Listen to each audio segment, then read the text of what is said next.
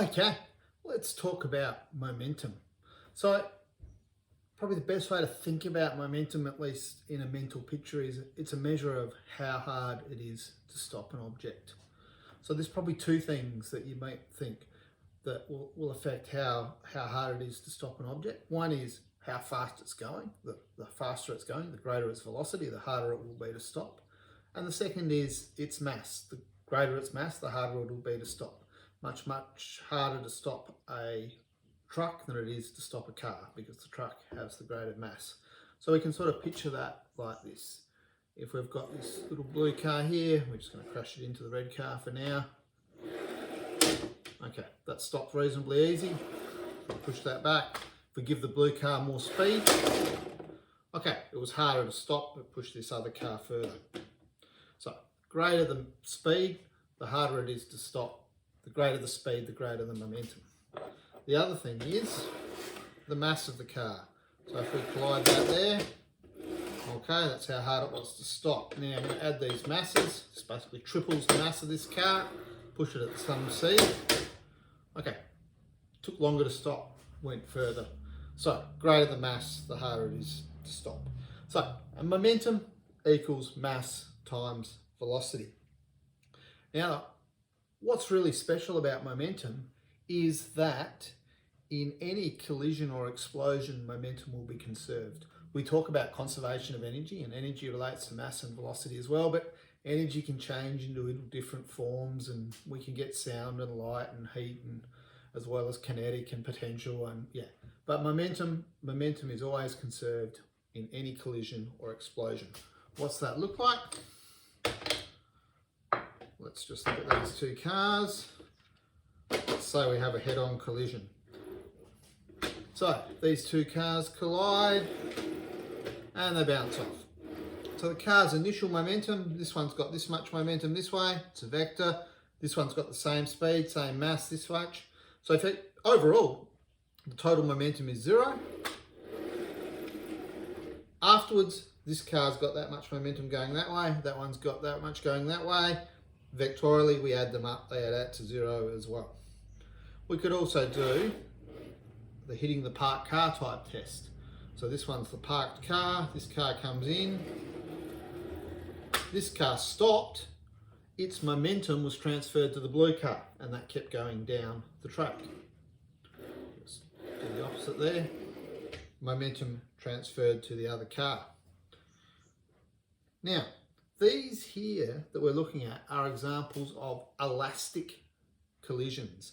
And what we mean by an elastic collision is one in which momentum is conserved. Momentum is always conserved, but kinetic energy is also conserved.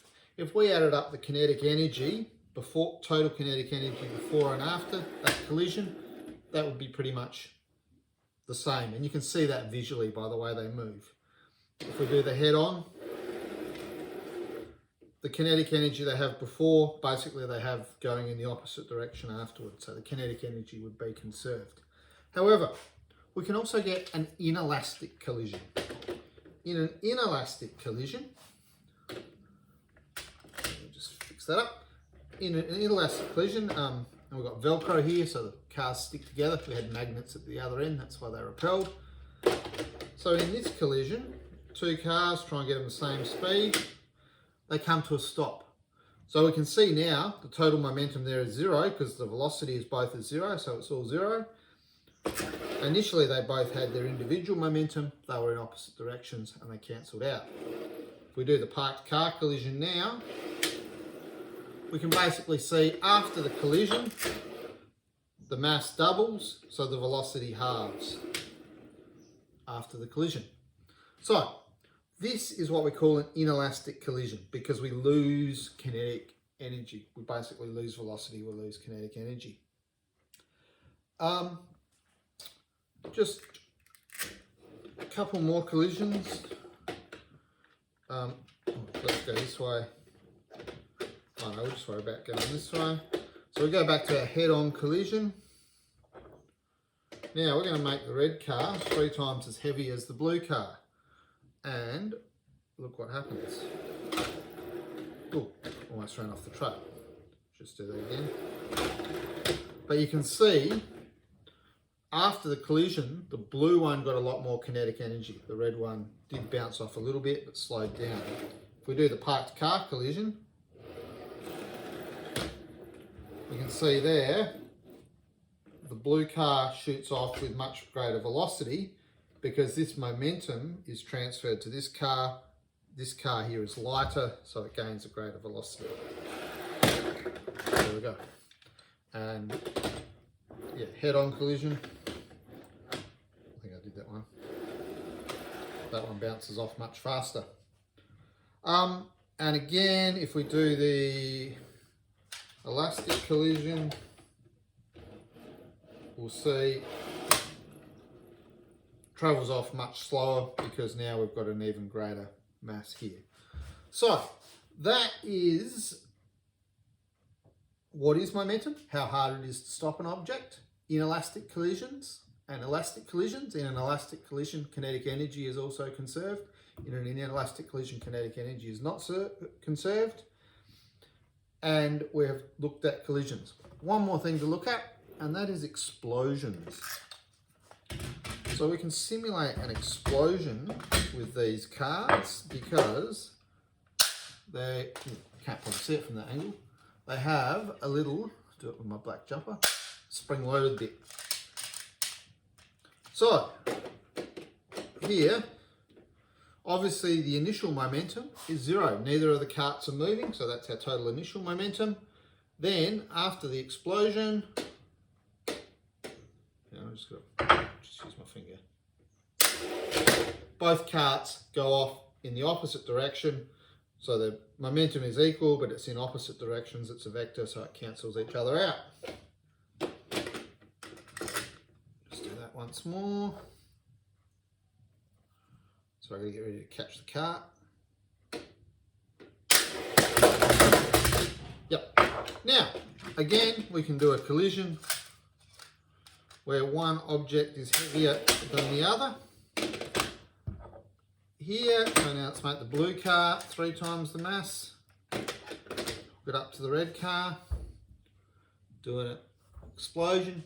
Before I do it, have a think about it. Which is going to go off faster? The heavy blue car or the lighter red car? Make your prediction. As you can see there, the red car had the same momentum as the blue car, because the momentum must be conserved, because this weighs 1/3 as much, then it went off with 3 times the velocity of this car. If you're wondering with the mass, these masses are 250 grams, the cars are 250 grams. So by adding 2 of these 250 gram masses, I'm tripling the mass of the car. So that is also an explosion. So now we've also not only looked at collisions and conservation of momentum, but we've looked at that simple scenario of an explosion and conservation of momentum.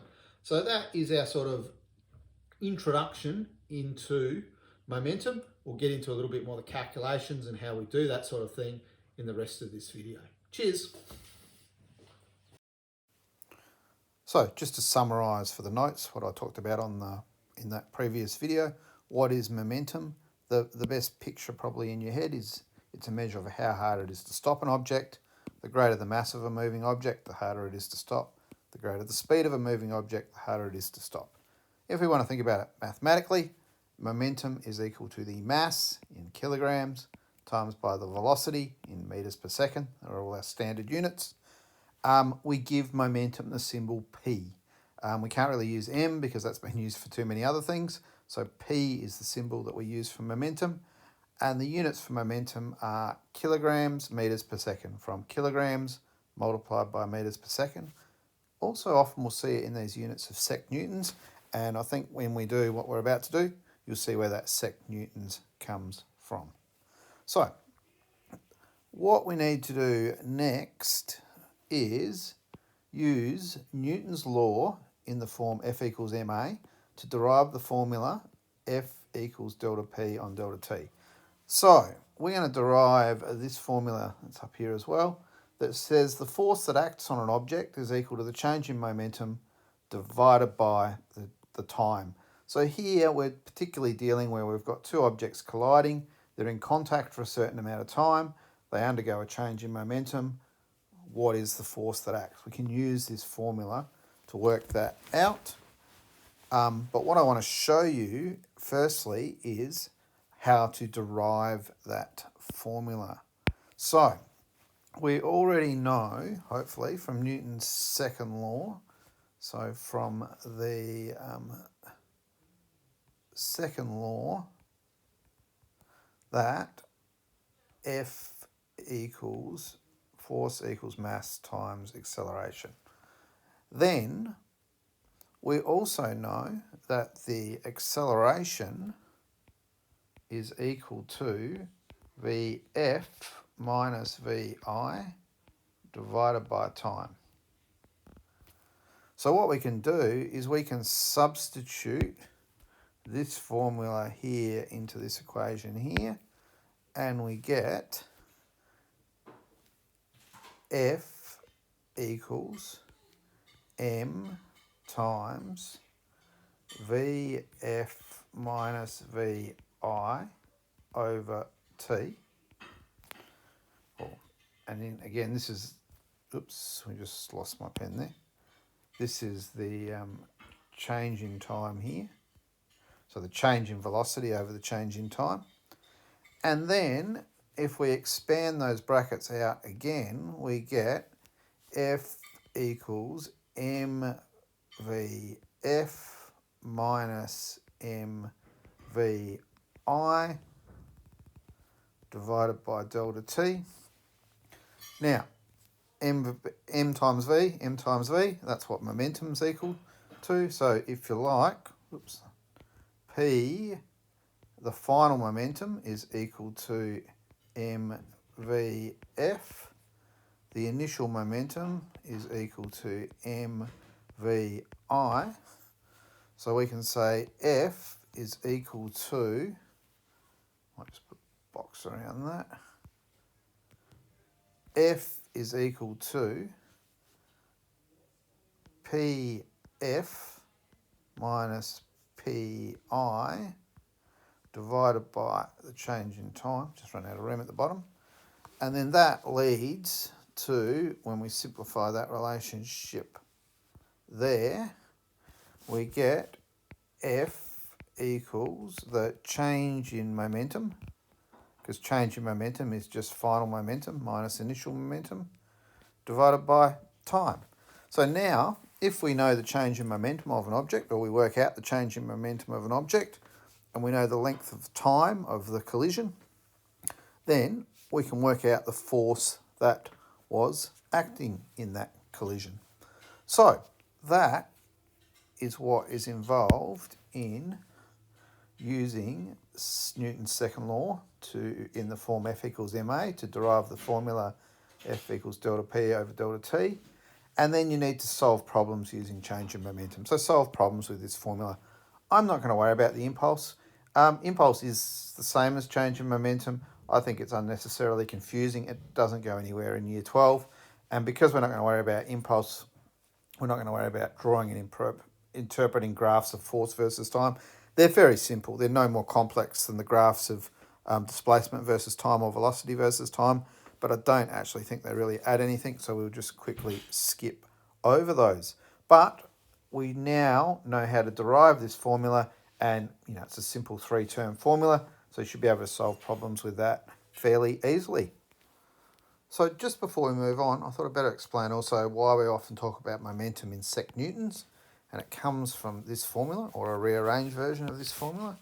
So if we think about this formula here, force equals change in momentum over change in time.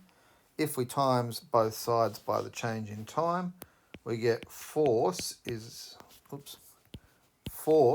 equal times delta T equals delta P. So basically I've just times both sides by delta T to get that in terms of momentum.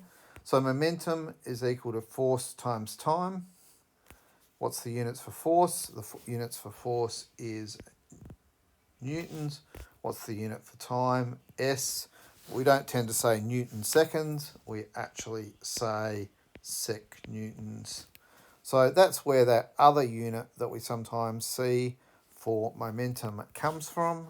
Just put a square around that.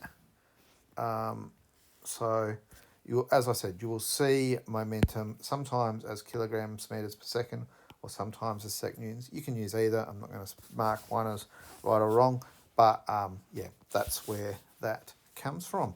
Let's keep going. Okay, so let's talk about law of conservation of momentum, and we might work from the bottom up on this slide.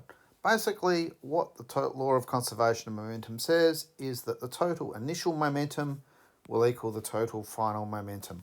And I deliberately write it like this with the equal sign in the middle, and hopefully you'll see that why I do that when we get to the next slide. The other thing that we really need to know the difference between is an elastic collision and an inelastic collision. Now, I talked and demonstrated about those in that introductory video with the motion carts, but just for completeness in the notes, in an elastic collision, momentum and kinetic energy are both conserved. So momentum is always conserved, but in an elastic collision, kinetic energy is also conserved.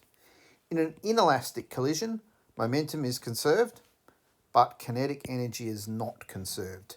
So that was like when the cars collided head-on with the Velcro, and we saw basically both cars come to a stop. All the velocity was lost, all the energy was lost. However, the total final momentum was still zero, so momentum was still conserved. This FET simulation up here is actually a good one to go and have a look at. Particularly for this year, we're really just dealing with the one-dimensional situations, but also you can explore their two-dimensional collisions and three-dimensional collisions as well. We do two-dimensional collisions next year.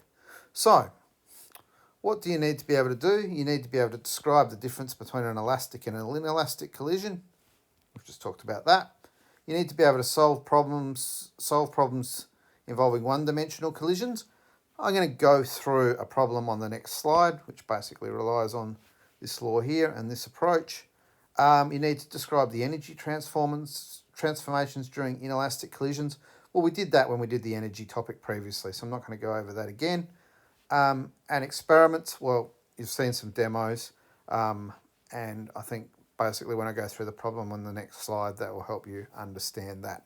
So let's go to the next slide and finish off this video by looking at an example of a conservation of momentum problem.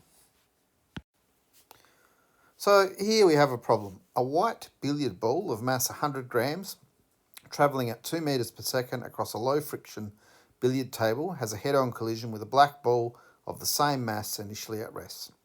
The white ball stops while the black ball moves off. What is the final velocity of the black ball? Now, you can probably almost predict what this is going to be, and it is a fairly simple problem, but I think it shows really well the process that we need to go to. So remember, law of conservation of momentum says the total initial momentum will equal the total final momentum. So we're going to divide it up into two parts. We're going to look at the initial system, and we're going to look at what happens at the end, the final. And we know the momentum, total momentum in both cases must be equal. So let's think about the billiard ball. So 100 grams equals 0.1 kilograms. So the mass of the white ball is equal to 0.10, what have we got, three significant figures, kilograms. The velocity of the white ball is equal to 2.0 meters per second. That tells us that the initial momentum of the white ball will be equal to its mass times its velocity. So that will be equal to, let's write this out in full, mass of the white times velocity of the white, which is equal to 0.100 times 2.0, which is equal to 0.20 kilograms meters per second. Then we've got the black ball, which also has a mass of 0.100 kilograms, but it has a velocity initially of 0 meters per second, and therefore the initial momentum of the black ball is equal to 0. So that means, I haven't done my working out necessarily really neat here, that means that the total momentum, the total initial momentum here, will equal the momentum of the white ball plus the momentum of the black ball, which will equal 0.20 plus 0, which will equal 0.20. Oops. Kilograms meters per second. Now, what we know is that the total initial momentum must equal the total final momentum. So basically, we know that at the end, the total momentum on this side of the white plus black must equal 0.20 kilograms meters per second. So, what do we know? We know that the final velocity, the final velocity of the white ball is equal to 0. Therefore, the final momentum of the white ball will be equal to 0. But we know the velocity of the black ball is our unknown. But we know that the final momentum of the black ball must be equal to 0.20 because the white ball is 0 and the momentum of the white ball plus the black ball must equal 0.2. So, therefore, the mass of the white ball times by the velocity, mass of the black ball times by the velocity of the black ball must equal 0.20 because that's the momentum. And the mass of the white, rearrange that, mass velocity of the black ball must equal 0.20 divided by, because we've got to basically divide by the mass of the black ball on both sides, 0.100.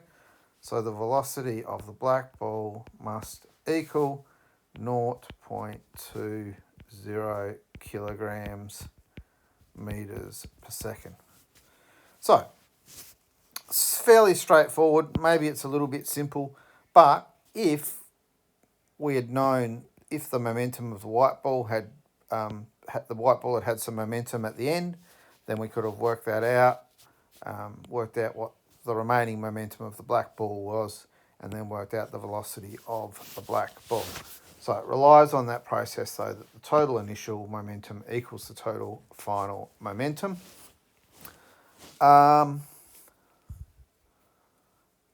The other thing down here, and let me just draw a line to sort of separate, I'll change that colour of that pen before I do that. Down here, sorry, I got a bit messy. If we want to consider is the collision elastic? Well, the initial kinetic energy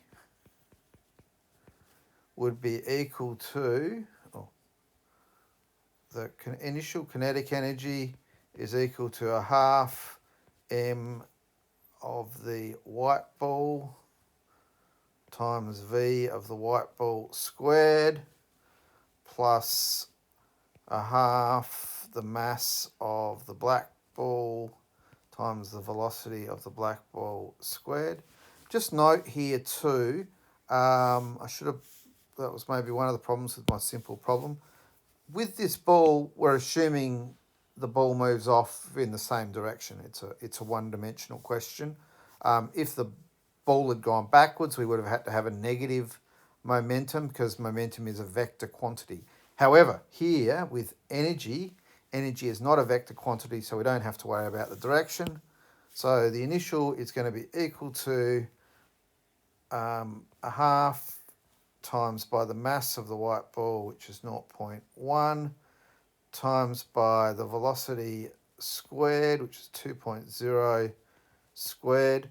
And obviously the kinetic energy of the white ball is going to be equal to 0 because its velocity equals 0 initially. We're still doing the initial. So that will equal 2 squared is 4. 4 times 0.1 is 0.4. Half of 0.4 is 0.2. That is just a coincidence that they've worked out the same as the momentum. There's no meaning in that. I probably should have chosen an example that didn't have. So, and it's probably pretty obvious what's going to happen here. If we look at the final situation, well, the kinetic energy is equal to half mass of the white times the velocity squared of the white plus a half the mass of the black times the velocity squared of the black. And now the velocity of the white ball is 0, so that equals that. This one here works out the same. Well, let's work it out. A half times 0.1 times 2.0 squared. So that will equal, again, 0.20 joules. So those two values, the initial equals, so initial kinetic energy equals final kinetic energy. Therefore, we would say in this case that's an elastic collision. So a fairly simple example, but if you follow that process for any question, you'll be able to work out what the final momentum is or what the final velocity, or sometimes you'll get asked what's the final mass. It's just a matter of doing some different rearrangement and some different, some different rearranging processes basically, but it all relies on that total initial momentum equals total final. And then if we want to check if it's elastic or inelastic, we work out the total initial kinetic, the total final kinetic energy, and that will allow us to do that. Cheers.